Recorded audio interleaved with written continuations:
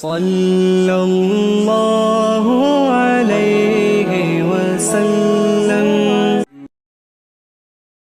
اس کی کرامتیں بڑی عجیب تھیں، فرشتہ آتا تھا وہی لے کے، اس کا نام تھا ٹیچی ٹیچی، اپنی کتاب میں لکھا ہے۔ نام کیا ہے؟ نبی پاک صلی اللہ علیہ وسلم نے فرمایا کہ جناب عائشہ کے ساتھ میرا نکاح اللہ نے آسمانوں پہ کیا ہے۔ اس نے حدیث پڑھ لی تو سویرے اٹھی اس نے بھی ایک فتویٰ دیا۔ ایک بی بی تھی، نام تھا محمدی بیگم، کہنے لگا میرا بھی اس کے ساتھ آسمانوں پہ نکاح ہو گیا ہے۔ پھر ساری زندگی محمدی بیگم کی منتیں ہی کرتا رہا۔ اس نے کہا میں نے نہیں کرنا تیرے بے ایمان کے ساتھ نکاح۔ اب ایک نیا بہانہ میں سنتا ہوں، نیا بہانہ، کہتے ہیں جی پاکستان کی اسمبلی نے انہیں کافر کہا ہے۔ اسمبلی وزیر اعظم صاحب شیخ الحدیث ہے آپ کے، اسمبلی میں جو لوگ بیٹھتے ہیں شیخ، ان کا کیا کفر اسلام سے، کیا وہ کسی کو کہیں گے بیچارے؟ سورۃ اخلاص تو ہمارے وزیر داخلہ اور وزیر خارجہ نہیں سنا سکتے، یہ حال ہے۔ بہت بڑے بڑے بیرسٹر کہلانے والوں کو سورۃ اخلاص نہیں آتی، انہوں نے کسی کو کافر مسلمان کیا کہنا ہے؟ اسمبلی کا مسئلہ نہیں ہے، امت مسلمہ کے علماء محدثین محققین کا متفقہ فیصلہ ہے کہ مرزائی کل بھی کافر تھے، آج بھی قیامت تک کافر، اور بدترین کافر ہے، ہلکے پھلکے کافر بھی نہیں، سپرلیٹر ڈگری ہے، زبردست قسم کے کافر ہے، چھوٹے موٹے بھی نہیں، آخری درجے کے بدترین مشرک ہیں۔ ہم لوگوں کی اپنی موج ہے جمہوری، اور نہیں جی نہیں نرمی کرنی چاہیے، نہیں جی نہیں نرمی کرنی۔ ایک پارٹی والا دوسرے پہ سختی کر رہا ہے، مذہب کے معاملے میں سارے اس نے اخلاق کے قائل ہیں، سب اخلاق کے قائل ہیں۔ نرمی کرو ٹھیک ہے، سب کو کہو چلو ٹھیک ہے گلی برابر کی ہے، ووٹ برابر کے لے لو، وہاں کہتے ہیں نہ دیے تو لڑائی بھی ہوگی، ناراضگی بھی ہوگی، جھگڑا بھی ہوگا، یہ بھی ہوگا۔ دنیا داری کے معاملے میں سختی اور دین کے معاملے میں ایسا نہ کرو۔ وہ بدترین مشرکین ہیں، انہوں نے ایسے ایسے ظلم کیے۔ وہ تو کہتے ہیں جو ہمارے پیچھے مرزا تو یہ کہتا تھا جو مجھے نہیں نہ مانتے وہ سارے شیطان کے پیروکار ہیں، تو سب کو شیطان کہہ رہا ہے، تو نرمی کر رہا ہے۔ اور پھر اس کے مرزائیوں کی مصیبت یہ ہے کہ وہ کہتے ہیں جی ہم قرآن کو بھی مانتے ہیں، ہم اسلام کو بھی مانتے ہیں، ہم نبی پاک صلی اللہ علیہ وسلم کو بھی مانتے ہیں، بس آخری نبی نہیں مانتے، ایک نیا نبی مانتے ہیں۔ اور پھر رنگ بڑا عجیب دیا، کہتے ہیں ذلی نبی ہے، بروزی۔ نوکھا فلسفہ سنیں آپ حیران ہو جائیں گے۔ ذلی نبی کہتے ہیں میں مستقل نبی نہیں، میں نبی پاک کا سایہ بن کے آیا ہوں، یہ اس نے دعویٰ کیا ہے۔ کہتے ہیں میں مستقل نبی نہیں، میں حضور کا۔ اور بیوقوف، جس خدا نے اپنے رسول کا سایہ بنایا ہی نہیں کہ کسی کے قدم نہ آ جائیں، اور تیرے جیسے شخص کو سایہ بنانا تھا جس کی ایک آنکھ بھی کوئی نہیں، کانا ہے بیچارہ، مرزا کانا تھا، ایک آنکھ اس کی سلامت۔ اللہ کے نبیوں میں کوئی نقص ہوتا؟ ہمارے ہاں ایک دفعہ گفتگو ہو رہی تھی تو ایک مولانا کہنے لگے مرزا جھوٹا نبی ہے۔ استادوں نے روک دیا، کہنے لگے یہ لفظ بھی نہیں کہنا، جو نبی ہوتا ہے وہ جھوٹا نہیں ہوتا، اور جو جھوٹا ہوتا ہے وہ نبی، یہ لفظ بھی نہیں کہنے، اس کو جھوٹا نبی نہیں کہنا۔ کہا حضور پھر کیا کہیں؟ کہنے لگے چلو کانا شانا کہہ لیا کرو، اتنی گنجائش ہے، یہ تو لو دو چار جملے ہیں، جیسا بیچارہ ہے تھا ویسا چلو کہہ لو، کانا شانا کہہ لیا کرو، اس کی اجازت ہے، لیکن یہ لفظ کہنے کی اجازت منظم سازش کی اس شخص نے، منظم۔ اور یہ رکی نہیں، ہماری یونیورسٹیوں کے اندر بہت سارے لیکچرار بھرتی کیے جاتے ہیں جو قادیانی ہیں، مرزائی ہیں، اور آپ حیران ہوں گے یہ بات سن کے کہ یورپ کا ویزا سب سے آسانی سے اس بندے کو ملتا ہے جو کہتا ہے جی میں مرزائی ہو گیا ہوں، مجھے پاکستان میں خطرہ ہے، فٹافٹ بلا لیتے ہیں۔ تمہاری ان کے ساتھ کیا رشتہ داری ہے جو تمہیں فٹافٹ بلاتے ہیں؟ بتاؤ کیا تعلق ہے جو تمہیں سپورٹ کرتے ہیں؟ مرزا غلام احمد قادیانی نے دعویٰ کیا، پہلے وہ کہنے لگا جی میں محدث ہوں، میں حدیثوں کی تشریح کرتا ہوں، پھر کہنے لگا میں مجدد ہوں، دین کی تجدید کروں گا، پھر آہستہ آہستہ کہنے لگا جی میں امام مہدی بن کے آیا ہوں۔ لوگ کٹھے ہونے لگے نا، ہمارے لوگ تو دعا کرانے پہ قائل ہو جاتے ہیں، ویسے بھی جو نئی مداری لگائے اس کے بندے جلدی قائل ہو جاتے ہیں۔ علامہ اقبال نے پنجابی کا، میں خود پنجابی ہوں لیکن اقبال نے پنجابی کا مزاج بیان کیا ہے، پنجابی کا مزاج۔ اقبال کہتے ہیں پنجابی کا مزاج ہے کہ تحقیق کا پھندہ کوئی سیاد لگا دے، یہ شاخ نشیمن سے اترتا ہے بہت جلد. کہتے ہیں کوئی مداری دکھائے صحیح, اس کا کام ہے فٹافٹ پہنچ جانا. یہ مداریوں کا زمانہ ہے. جو اچھی مداری لگا لے, شور شار اچھا کرے, اس کے گرد لوگ جو کہے میں نے پھونک ماری تو بندہ چل پڑا, پھونک ماری تو گر گیا, پھر میں نے ایسے کیا تو ایسے ہو گیا. کوئی مداری دکھائے صحیح. مداری کا دور ہے. اس نے بھی مداری لگا لی, میں دعا کرتا ہوں تو فلانا صحیح ہو گیا, میں یہ کرتا ہوں تو کبھی محدث ہو گیا, کبھی وہ مجدد ہو گیا, پھر کہنے لگا میں امام مہدی ہوں.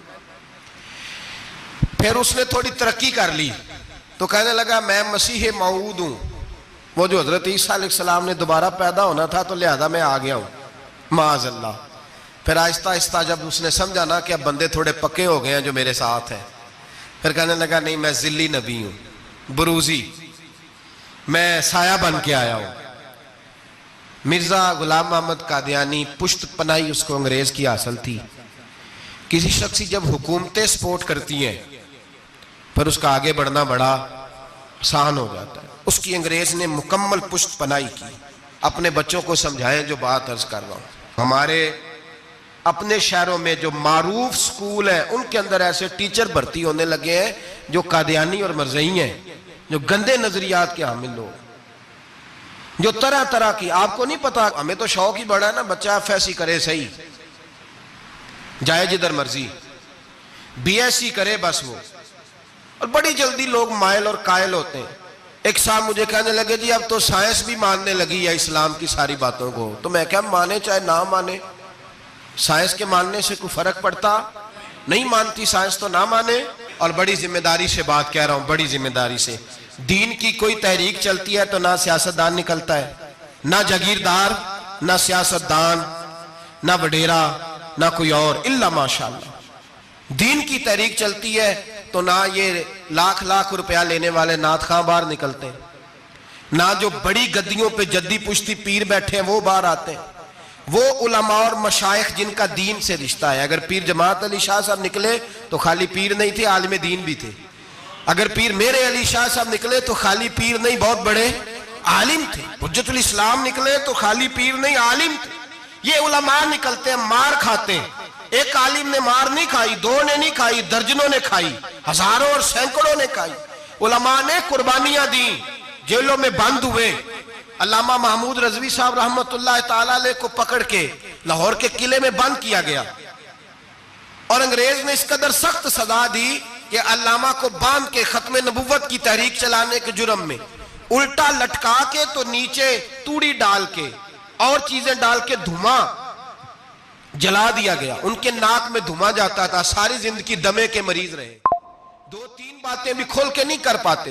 اس قدر زیادہ اذیت دی گئی علماء کو, اس قدر زیادہ. علامہ عبدالحمد بدایونی رحمت اللہ تعالیٰ علیہ فرماتے ہیں کاٹنے والے جانور ہماری شلواروں میں ڈال کے نیچے سے باندھ دیا جاتا تھا.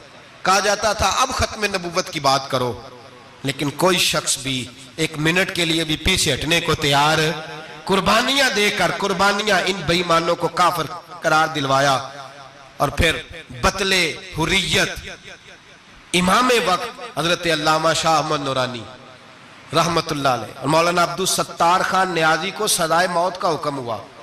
مولانا ابو الاسناد اعلیٰ حضرت کے خلیفہ تھے, ان کے صاحبزادے سید خلیل احمد صاحب رحمت اللہ تعالیٰ علیہ کو سزائے موت کا حکم ہوا کہ مرزائیوں کے خلاف انہوں نے علم بلند کیا. وہ تو پاکستان بنا, پھر جدوجہد شروع ہوئی, پھر زور ہوا, پھر علامہ نورانی رحمت اللہ علیہ کی قیادت میں پورے زور اور شور کے ساتھ تحریک چلی.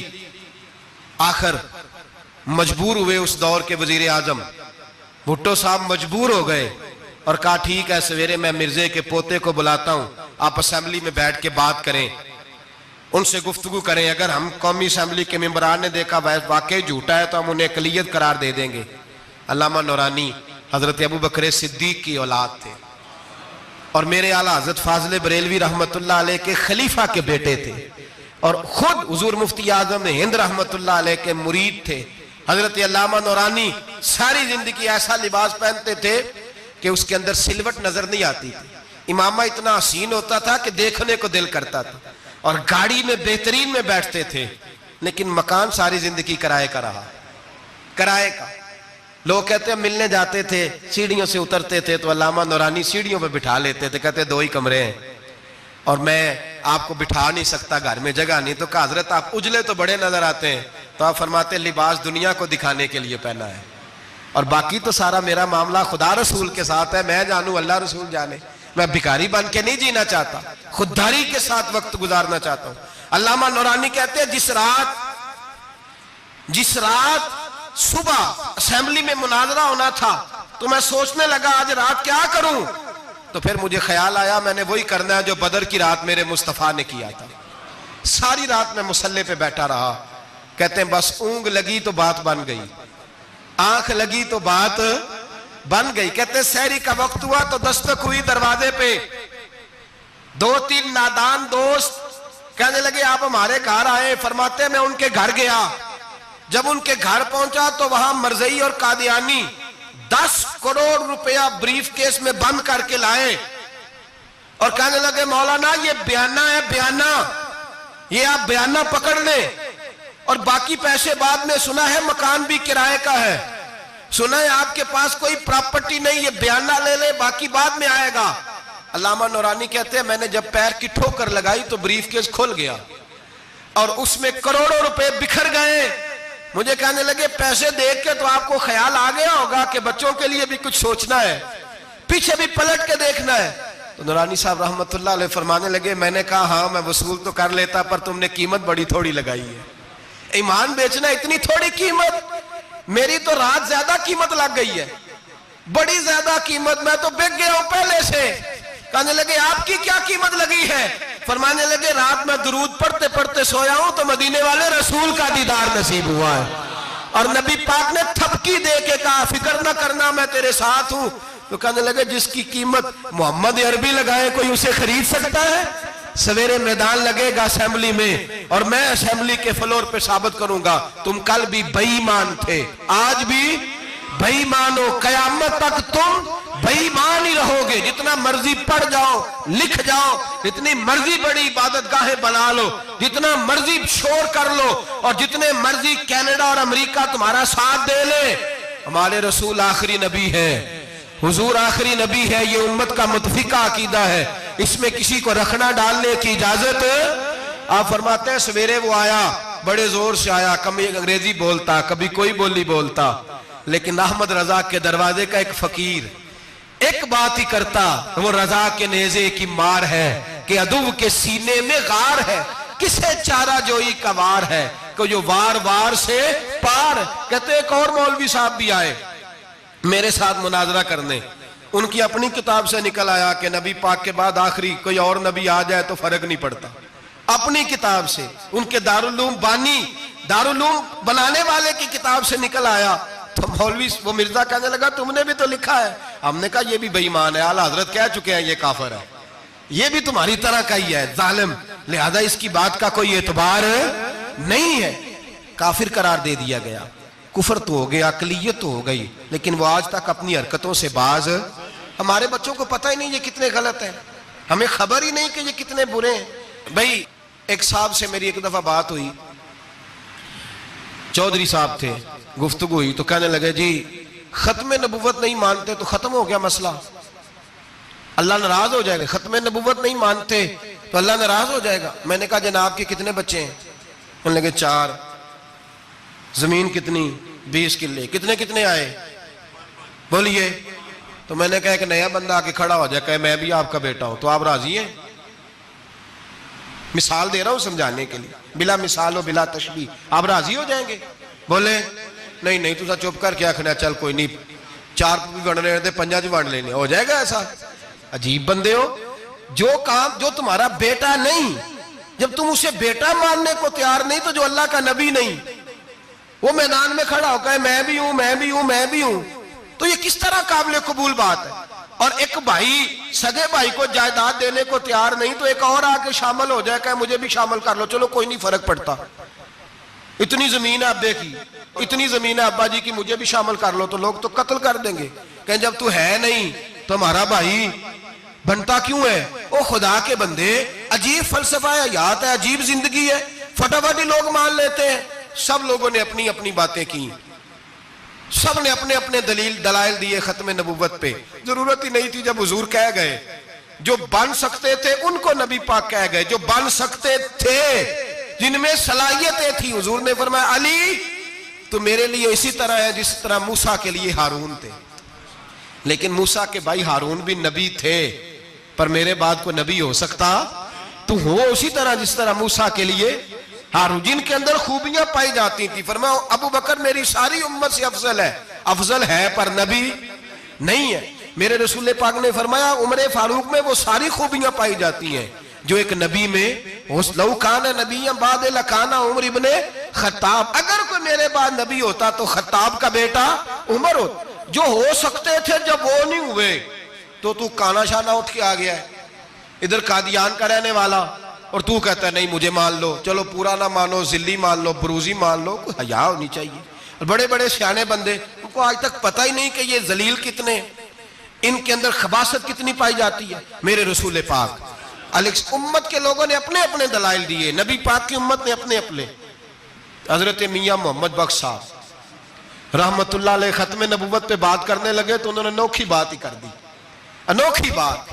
ایک شخص ان سے کہنے لگا چل کے دیکھو تو صحیح, ملے تو صحیح. آپ فرمانے لگے دفع کرو, جنہ اندر عشق ہے رچیا اونا نہیں پج جانا, پاویں سونے ملن ہزارہ آسانی یار بٹونا.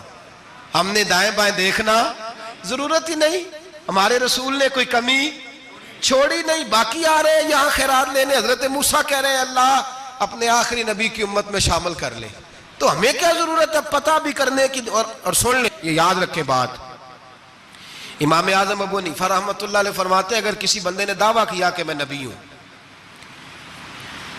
دعویٰ کیا کہ میں نبی ہوں, اور سامنے والے نے اسے یہی کہہ دیا نا کہ اگر تو نبی ہے تو معجزہ دکھا, تو یہ کہنے والا بھی کافر ہو گیا.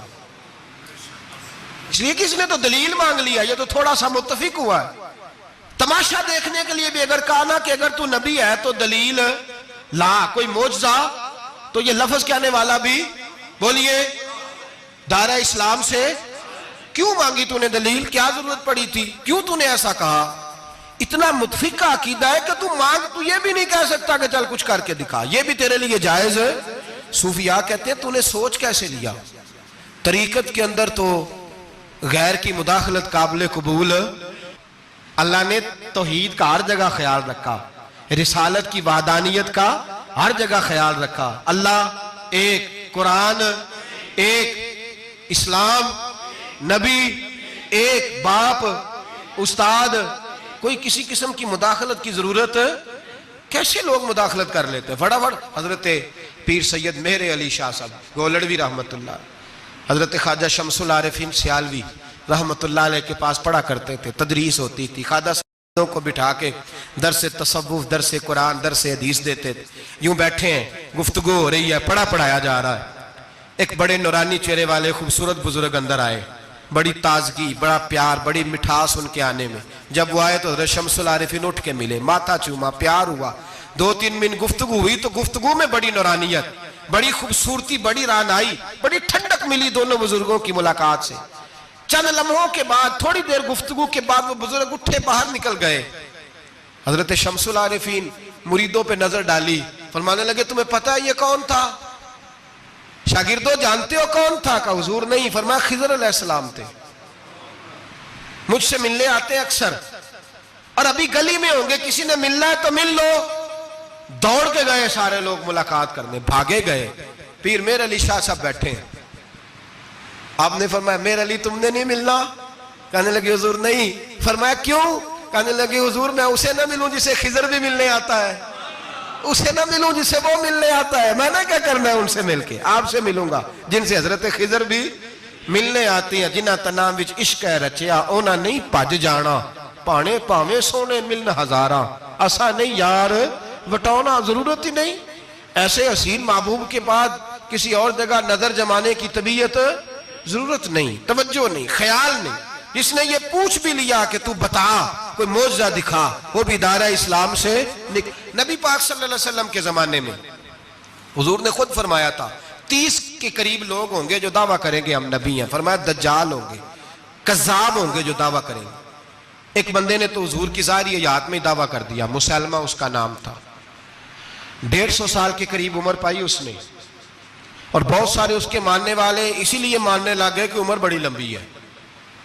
माशाअल्लाह ताला, लोगों का अपना अपना मिजाज है ना, मानने का अपना अपना मिजाज है। एक उससे काना आदमी दुआ कराने आया, एक आंख से काना था, उसने दुआ कराई तो दोनों आंखों से अंधा हो गया, दोनों आंखों से।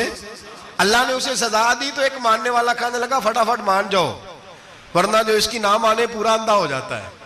मानने वालों का अपना अंदाज है ना। एक लंगड़ा आया, एक टांग से लंगड़ा के चलता था, मुसलमान से दुआ कराने आया तो दूसरी भी जाया हो गई, ये उसका हाल था। पर मानने वालों का क्या किया जाए, मानने वाले जिसको मर्जी मानने लगते हैं, नफसियाती तौर पर लोग कमजोर हो जाते हैं।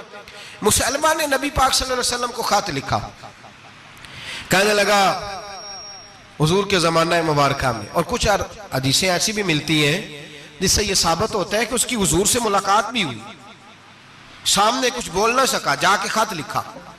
कहने लगा कि आप मेरे साथ मुआहदा कर लें, जब तक आप हयात ज़ाहिरी में आप नबी, और जब आपका विसाल हो जाए तो मैं नबी, या ये मुआहदा कर ले कि आधे अरब के आप नबी और आधे का मैं नबी। माज़अल्लाह, उसने ये खत लिखा। नबी पाक ने जवाब लिखा, फरमाया मैं तो अल्लाह का रसूल हूं, तू कज़्ज़ाब है, तू कज़्ज़ाब, झूठा है।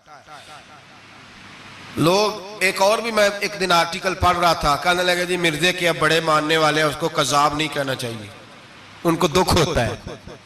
जो झूठ बोले उसे झूठा नहीं कहना चाहिए। तुझे बोल दे क्यों नहीं, तोड़ा की प्रोग्राम है, कहना चाहिए कि नहीं कहना चाहिए, ये सवाब होगा। इसलिए कि जो नबूवत का दूसरा दावा करे उसको नबी पाक ने झूठा कहा है। हुजूर ने फरमाया तू कज़्ज़ाब है। क्या कहा है? तो सवाब होगा, आखोगे तो क्या कहा है?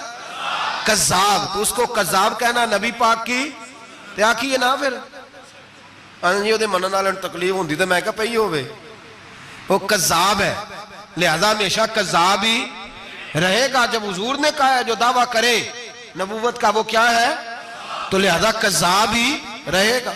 हुजूर ने लिखा कज़्ज़ाब। जब नबी पाक ने कज़्ज़ाब लिखा ना खत में, कौन लेके जाएगा? अब उसके दरबार में जाना है, हालात बड़े खतरनाक है, उसके गिर्द बंदे भी हैं, और उसके घर जाना है, मुश्किल मरहला है। एक सहाबी थे छाबड़ी फरोश, सर के ऊपर रख के ना टोकरा, तो मदीने की गलियों में खजूरें बेचते, 11-12 बच्चों के बाप थे। कौन जाएगा? और जिस्मानी तौर पे भी कमजोर थे, फटाफट उठे, खजूर खा रहे थे, हाथ खड़ा करके कहा हुजूर किसी और की ड्यूटी ना लगाना, मैं जाऊंगा। जब ये लफ्ज कहे तो उनके मुंह से खजूर के टुकड़े गिरे सहाबा के चेहरों पर। एक सहाबी कहने लगे पहले खजूर तो खा ले, बड़ी तुझे जल्दी है बोलने की, खा तो ले। कहने लगे अगर मेरे खाते खाते ड्यूटी किसी और की लग गई तो, किसी और की लग गई तो क्या करूंगा, जल्दी है मुझे।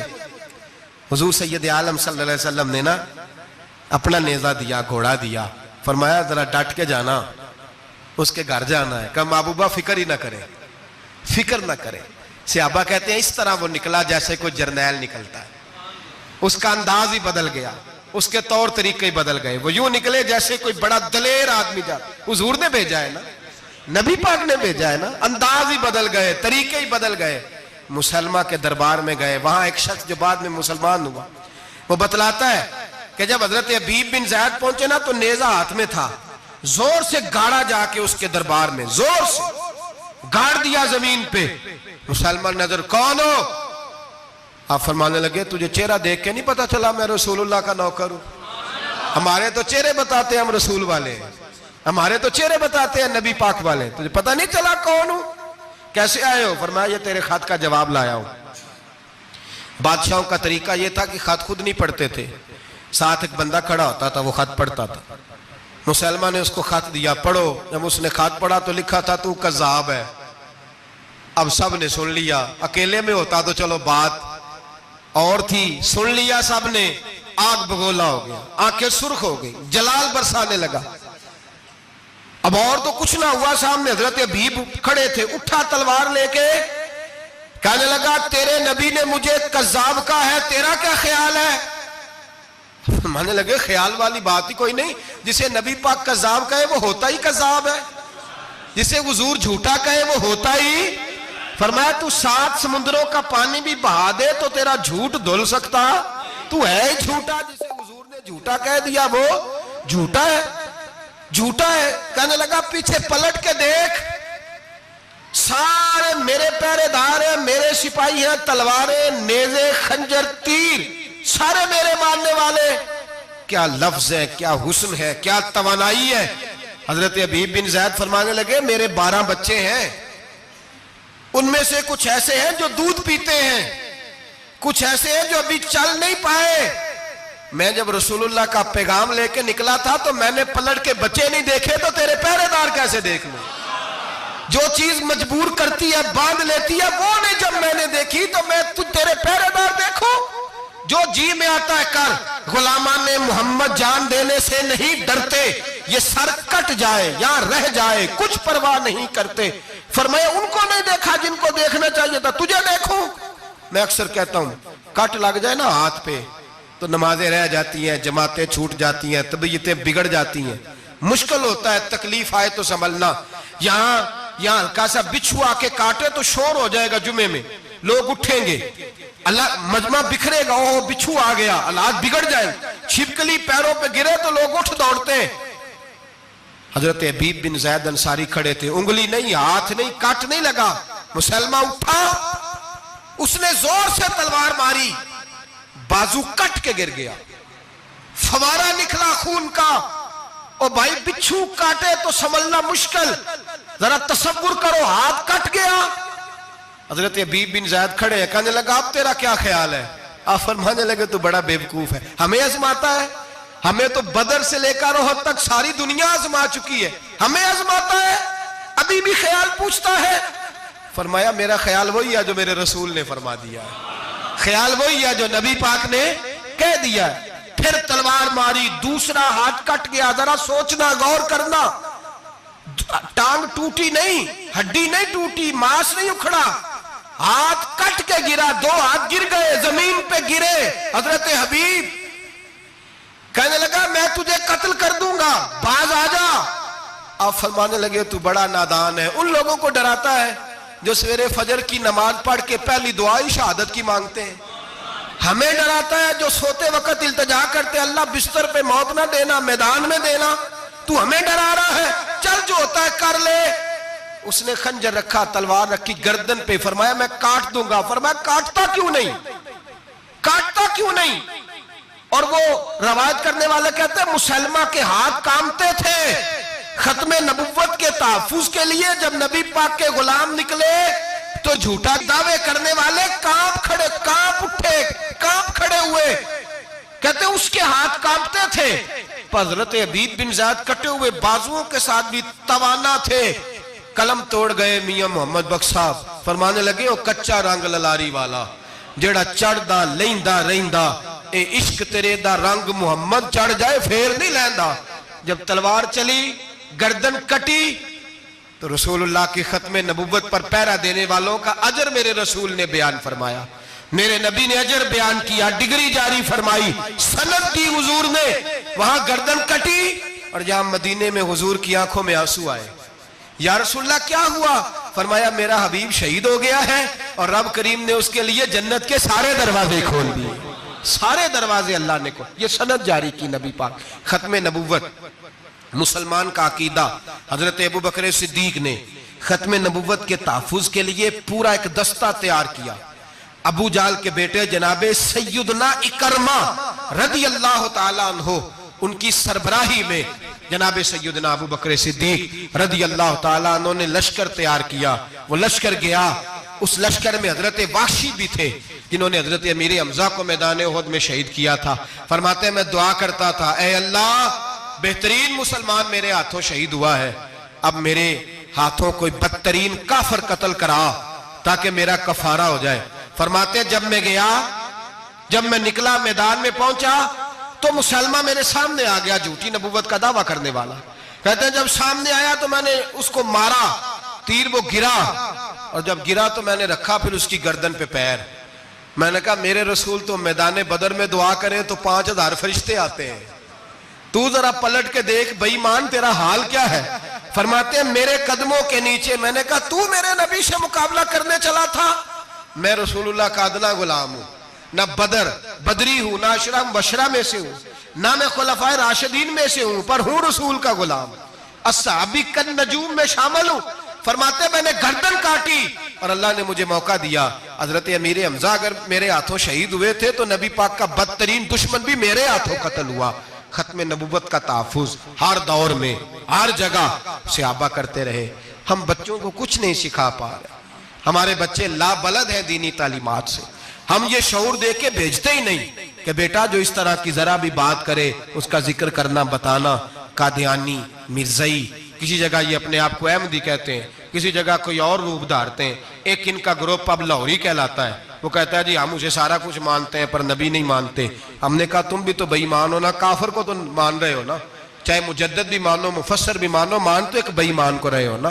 کافر کو کافر ماننا ضروری ہے. اللہ نے کہا کل یا ایھا الکافرون، اللہ نے کافر کو کافر کہا ہے تو کافر کو کافر ماننا یہ ضروریات دین کا حصہ ہے. تو لہٰذا اپنی اولادوں کو، نسلوں کو، آنے والے طبقات کو، بالخصوص کالجز میں، یونیورسٹیز میں اور ان جگہوں پہ جو لوگ تعلیم حاصل کرنے جاتے ہیں ان بچوں کو خاص کر کے سمجھائیں، ان پر خاص دھیان دیں، توجہ کریں کہ وہ بچے ان چیزوں سے باز آئیں، پرہیز کریں.